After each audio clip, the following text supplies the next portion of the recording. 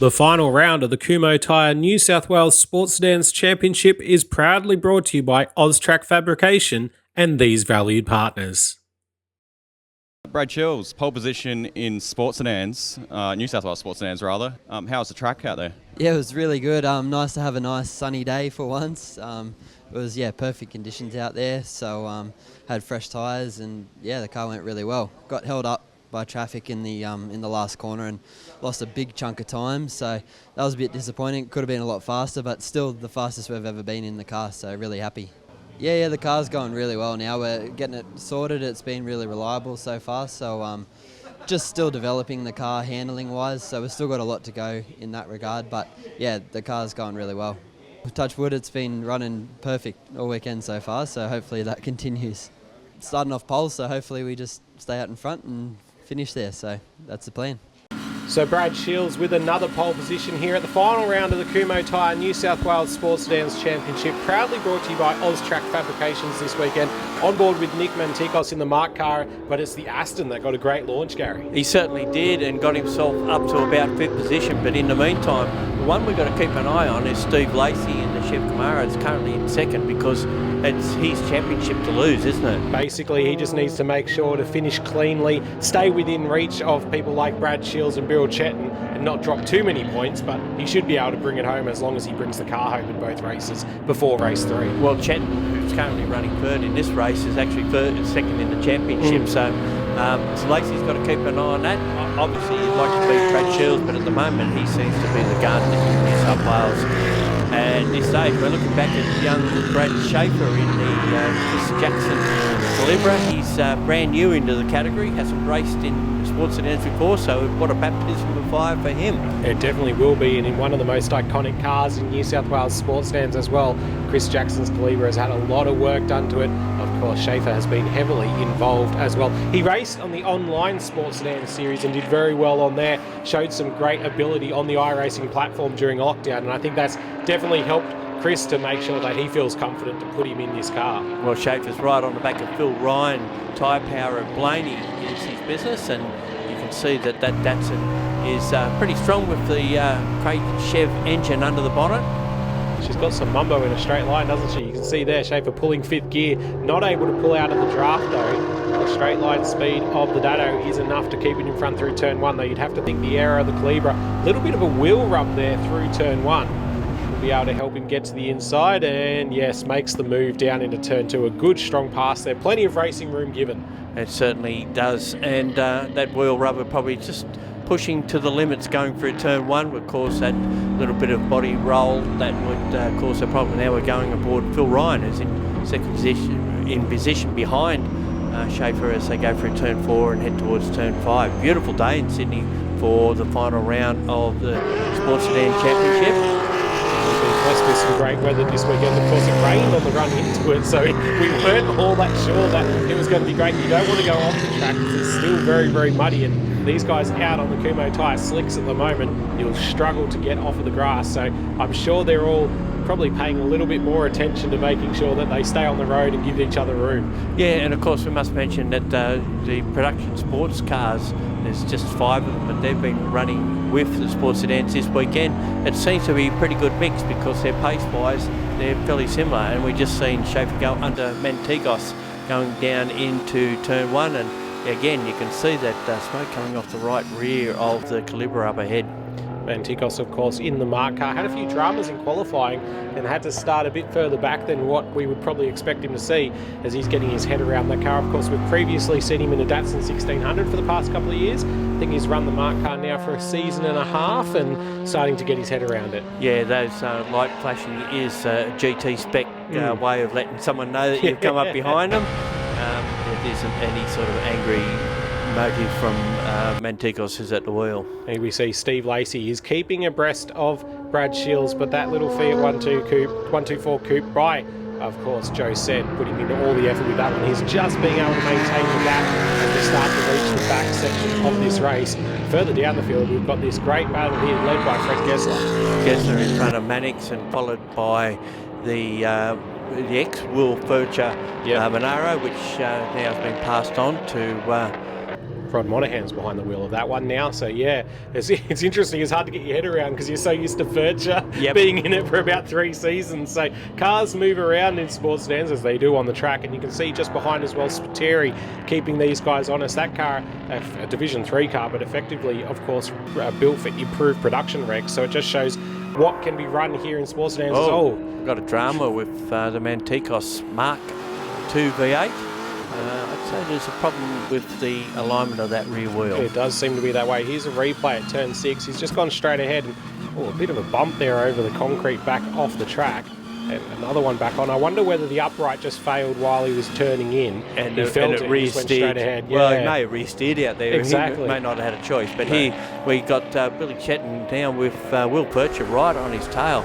This Toyota has been a bit of a revelation in the category. Scott Cameron won the opening round in that car earlier in the year, and it certainly was an X-Time Attack car. It's got a Chev motor in it, and it's pedalled very well. Willem does a great job with that car, presenting it and racing it, and he's all over the back of Chetton. Chetton can't afford really to lose another position here. He can't really afford to lose out on a position to Steve Lacey this late in the championship, but it looks like Lacey and Brad Shields are gone down the road. This is the battle for third place, and Furcher putting all sorts of pressure on it. And here's Bodib and Steeden, I think the two cars in picture there, the BMW and the Escort, both V8s of course. And we don't often see the BMW out in the Kumho Tyre Sports Sedans Championship, but it's good to see him here this meeting. It's having a great run, isn't it? As we see Steeden just try to put all sorts of pressure over the back of Bodib here, down into turn 1 and 2. He'll look to the inside and hopefully be able to get the run. Well, for him, hopefully be able to get the run to make the move. He's deep under brakes. Bodib gives him just enough room, not much more than a car width. And Steeden should be able to get it done to get down the inside. It'll be all about the drive out of turn 2. But Bodib hangs tough on the inside, and he's going to make him work for it. Yeah, good racing between the pair of them. Like a panel rub, no paint removed from either, and the BMW driver has got the upper hand at the moment. You see that understeer through the mid corner at 5. You can tell just how hard they're pushing these cars. Of course, divisions all the way through the New South Wales Sports Sedans Championship, proudly brought to you by Austrac Fabrications this weekend at Sydney Motorsport Park for the final round. These guys racing in Division 2 for the spoils, and Steeden looking to try to pick up some of those valuable championship points at the back end of the season. Right now you'll be looking to get into the slipstream. It wasn't. Looks like their performance down the straight was pretty similar, but the Escort might be a little bit better under brakes. But Bodib goes to the inside to protect the line into the corner and hold that spot. He's definitely making it difficult for the Escort driver, isn't he, as he stays in front of him. Here's the other battle continuing on. Furcher still all over the back of the Pro IT car of Bill Chetton. Of course, a previous champion of New South Wales Sports Sedans is Bill Chetton, looking to try to maybe pinch another one here if something happens to Steve Lacey. Nothing is out of the question in sports sedans. Well, you have to be on your mark, although Lacey's in a pretty strong position, given that this is the first of 3 races. He probably just needs a result in the next one, I would assume, and he would probably take the biggies. Have a look at that. Furcher with a heap of opposite lock trying to make it work. We go back on board with Brad Shields. Here's our leader coming around the final corner for the last time in race 1 of the Kumho Tyre New South Wales Sports Sedans Championship final round. Proudly brought to you by Austrac Fabrication here at Sydney Motorsport Park.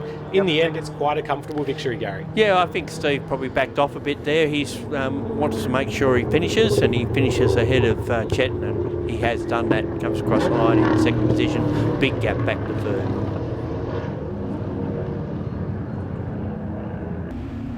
Well, on line now for the second race, and again we're on board with Schaefer in the Calibra as he gets off the line.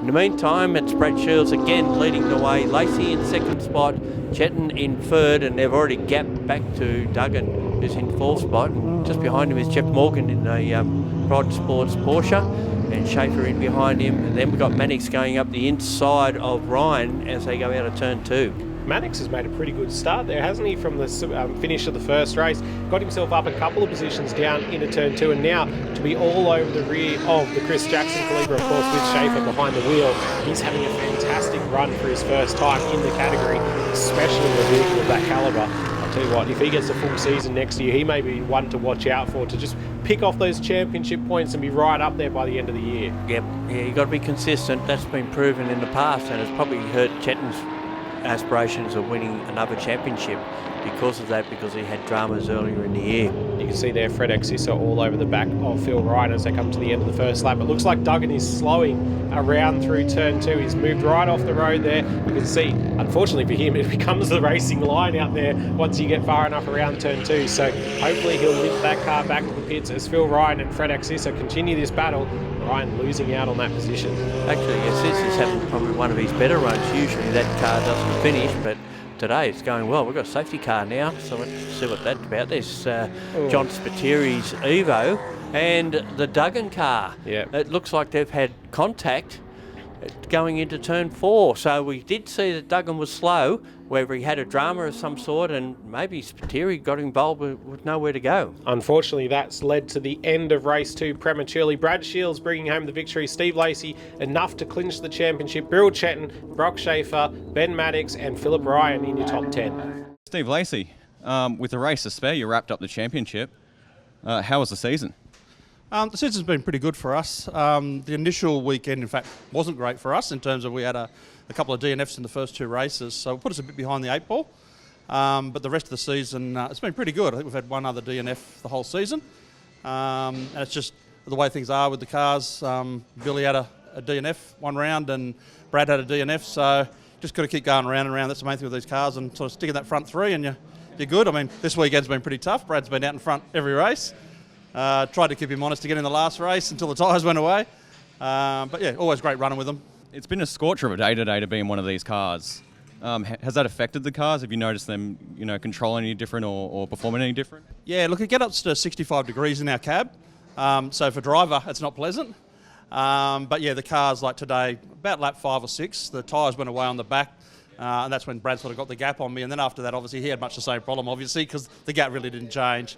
But it's hard work in these cars in these sort of temperatures.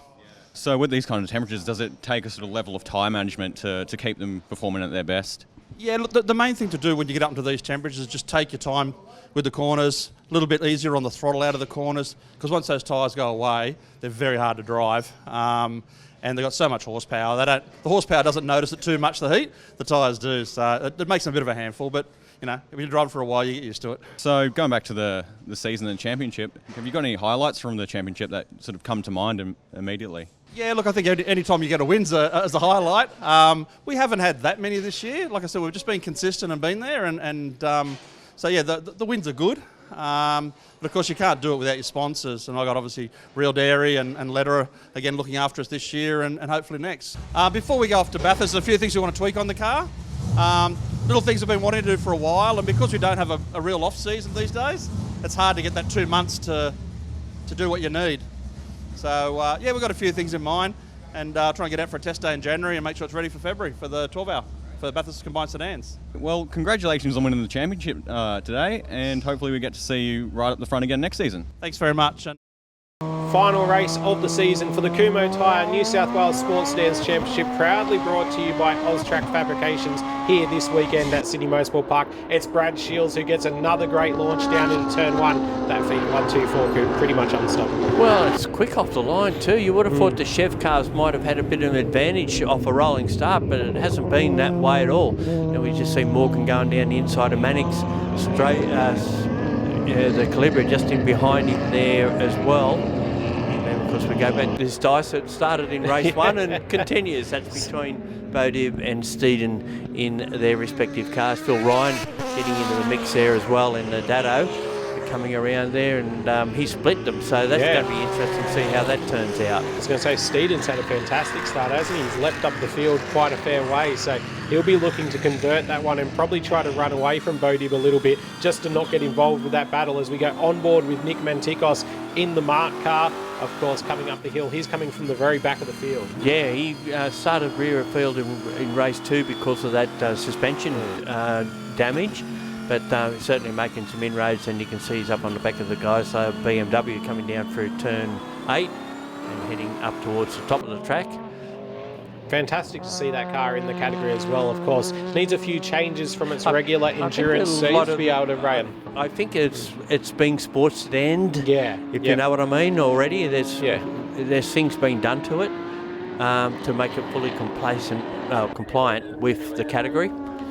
got to try to make a few changes to be able to make them work for Sports Sedans. Well, but it's worth regulations. it for Mantikos, of course, as we see out in front. Steve Lacey is a bit closer to Brad Shields than he's been probably the rest of this weekend, with the championship now no longer on the line. I think Steve's going to try to throw something at Brad here and just see if he can pick up a sneaky victory to end the season. Geez, he's found all the bumps in at turn 3, didn't he? have, The car, haven't back of the car bouncing all over the spot. As you say, all bets are off for this one, and this is all out. This is for pride, isn't it? Yeah. If anything else, if nothing else. And a good look at what we may well have coming in 2023 in the Kumho Tyre New South Wales Sports Sedans Championship, because these two will no doubt go around again. I know Joe said really wants to get another championship for that Fiat after a few teething and technical dramas this year, which saw them miss out on a couple of rounds. Of course, Brad, with other commitments racing a lot of places as well, probably made things a little bit difficult for them to put together the championship charge as well. But have a look at this out in front, the pair of them.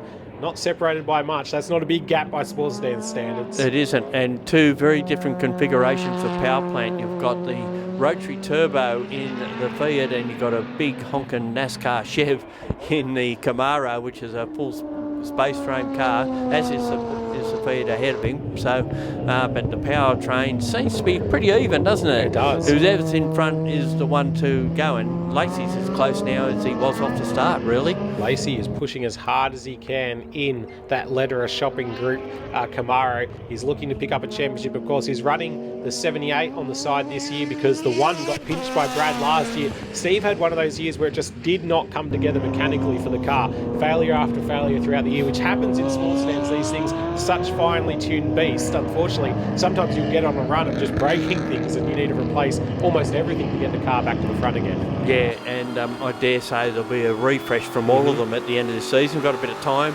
now before the start of the 2023 season, which I think is kicking off around March or sometime. So there's a few months there to work, and here's Mantikos now trying to make a move on Booty to pick up that spot. He had a look, didn't he? Showed the nose at turn 5, but wasn't quite close enough, and Bodib's just turned in to take the racing line, as he's entitled to do, being the car in front with, no real overlap to really worry about. But yeah, if you want to know more about the Kumho Tyre New South Wales Sports Sedans Championship, make sure to check out their Facebook page and the website. You'll be able to find out all the information about classes, how to maybe get running with the category, or get trackside to see them in 2023. As now Mantikos to the inside of Bodib. He should be able to get the drive out of the hairpin, you would expect, but well, actually, that BMW's got a bit of go, doesn't it? Yeah, the Chev Power versus a Coyote Ford engine in the Mark II car. So, yeah, if anything, it's a little bit more drive out of the corner. I dare say that maybe the Mark car's a bit quicker in a straight line when the power is down. I'd imagine that Nick should be able to get past him here, though. He's run wide at the final corner. He was trying to hang just, I reckon, in the mirror to be able to take some attention away from Bodib there, but it didn't quite work out for him, and you can see how much ground he's lost on the run down the straight this time. But he'll get back in touch and hopefully be able to make a move and pick up another position, because he should be able to get that Mark car through these cars up into about the back of the top 5, really. Well, that Dyson brought Anthony Skinner and his Porsche right into the battle as well. But the other private sports cars are well out of the league of these guys. And now Mantikos are better under brakes, I would imagine. Yep. Although it's not showing off a lot. He's got a little bit better corner speed, but wherever he can make an advantage, he can't go on with it because BMW gets right in front of him. It seems like he's got a lot better pace from about turn 3 round to about the hairpin through this section where it flows. But then on those two straights, the BMW is just able to stay there. As we go now and have a look at Rod Monahan, who's holding off Theo Kamuris. Theo's had a great year, involved in a fair few battles. Often we see him battling with Spiteri, and those two really go toe for toe in two very, very different cars. Yeah, and Kamburis is having probably his best run to date and in line to take the division championship from a club point of view. He's right up there, isn't he? And it's great to see after a couple of seasons in that car that he's starting to get his head around it, finding more and more pace, and now really getting involved in some of those battles. As Mantikos, speaking of battles, to the inside, which becomes the outside of Bodib, but I think he's got the run through five to be able to make it work. He has. Yeah, got that sorted around the outside. That's what he needed to do. He'd been trying to line that up for 3 or 4 laps, hadn't he? So now the next group is this one in front. Mannix being chased by Ryan, and then in behind that Steeden, who has dropped a spot to Ryan during this race, but probably just sitting there hoping that these guys can tow him away from that Division 3 battle.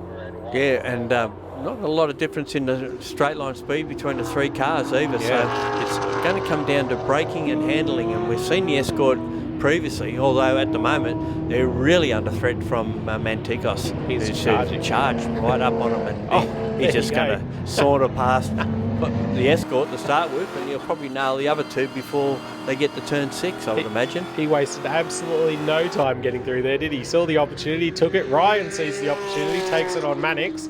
So that's a good move as well. Very similar shape, those two cars, of course, being from a very similar, I guess, era period of about 15 years across the two of them. Yeah, we've got a Datsun and a Mazda there, both with different power plants in them, of course. And there's another spot. So I was a little bit out there. He still has to get past one to nail a lot of them by turn 6. He didn't quite do it, so he might get this one down at turn 8. Oh, look at Mannix with a big slide through. And I think there's been a hit there. There has. Mantikos, I think, has been caught out by how much earlier Mannix braked for the hairpin, and unfortunately, I'm not sure Mannix has come around the corner. He hasn't. So he'll be parked off somewhere at the back of Corporate Hill, or hopefully rejoining the race, but Mantikos, we'll have to see if there's any damage to the marked car and that he could continue. But unfortunately for the pair of them, I think that was just one of those ones that Mannix got the slide, decided to brake a little earlier to stabilise the car, and Mantikos just not quite ready for it. And the beautiful Mark Gold livery will get some gravel rash on it. Yeah, it's going to have a little bit of silver down the side now. Just an unfortunate touch between the pair of them, and you can see though he's been able to regain on Steeden pretty quickly, and now we'll start chasing after Phil Ryan. I think Mannix has not gone any further than the hairpin, so obviously damage with that car. You can see a little bit of graze on the right front wheel for Mantikos. Hopefully that'll stay up for the rest of the race to be able to let him finish a race here this weekend without a DNF. Yeah, and he's certainly got the pace on Phil Ryan. Takes him as they go across the tunnel and head down to turn 4. So there's nothing but clear air in front of him, and there is Mannix parked off. Yeah, you can see the left front's broken out of it. So unfortunately, it's a decent hit. But you put it down to a racing incident, surely. I think that's it. He's our race leader again, and he's done it well this weekend. This will be 3 from 3 if he can carry it right through to the end. I think he will. He doesn't seem to be slowing down on pace. Of course, we've seen this car have some reliability issues with a few electrical gremlins creeping in when they made the changeover on the engine management system and software that they had inside the car, being able to pull in as well the flappy paddle actuators and being able to change the gearbox sort of design, I guess you could say, as well. So they've had a few dramas with that, but now got themselves back in order, and that car is almost unbreakable at the moment. We've got Mantikos now coming up on Schaefer, and now Schaefer's finding himself being passed. It'll be the first time. He's passed a few cars himself, but it's the first time that he's being relegated a position, and there Mantikos picks up another spot. I think we've got to say as well, a great result for Schaefer this weekend, for his first weekend in this car at this racetrack with this championship, to be able to make sure that he's been well inside the top 10 every race, kept the car clean, which of course is the very first priority, raced people hard but fair, showed some great racecraft and speed. It's got a bright future into next year if he gets another run. Yeah, and didn't have a fire either. No, exactly, yeah. Chris will be loving that part of the whole equation as well, as we see Brad Shields around the final corner for the last time in the Kumho Tyre New South Wales Sports Sedans Championship of 2022. Of course, proudly brought to you by Austrac Fabrications this weekend for the last round, and Brad Shields makes it 3 from 3. He certainly does, and it's a clear-cut win in the end, but Steve Lacey is the Kumho Tyres New South Wales State Sports Sedan Champion for 2022. Taking a look at the race results, you can see it was Brad Shields who led home Steve Lacey comfortably in the end. Beryl Chetton, Nick Mantikos gets home for 4th, Brock Schaefer in 5th place. Down in the pits, we caught up with Brad Shields to get his thoughts on a clean sweep weekend. Winner in every race this weekend. It's a great way to wrap up the season. How was it out there? Yeah, thank you. Really good as usual. Joe, Tony, and all the guys put in a huge effort. Joe's built an awesome car. It's been faultless this year. We've actually won every single race we've finished, bar one where we had a diff problem. So a bit of a shame we missed 2 rounds. Otherwise the championship would have been looking all right, but we'll come back next year and try again. Are there any plans for the car coming into the next season? Any upgrades in mind for the car?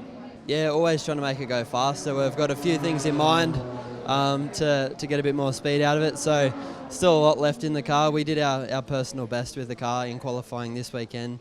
So there's going to be a lot left, so it'll be exciting. Was there any testing going on this weekend for new parts or anything that you might be looking to add to it next season? Not really so much, any testing. Just always, just developing the setup, fine-tuning it. There's nothing major going on, but like I said, we've got a few things to work on over Christmas, and hopefully we'll make it go a lot quicker. No, the car's run perfectly all weekend, so like I said, it's a credit to Joe. The car's just running perfect now, so it's really good. I can do the full season next year, so we're just going to try and go faster and get the championship back. And I'd just like to thank Joe, Tony, all the guys that come out to help and support us on the weekends. It's awesome team to be around, so like I said, I'm looking forward to next year. Well, we hope you've enjoyed all the action until 2023. Thanks for watching Blendline TV, New South Wales Sports Sedans Championship here on Blendline TV. Make sure to check out the category Facebook page and website for more information. There's also plenty of videos on YouTube, so check out the whole season there.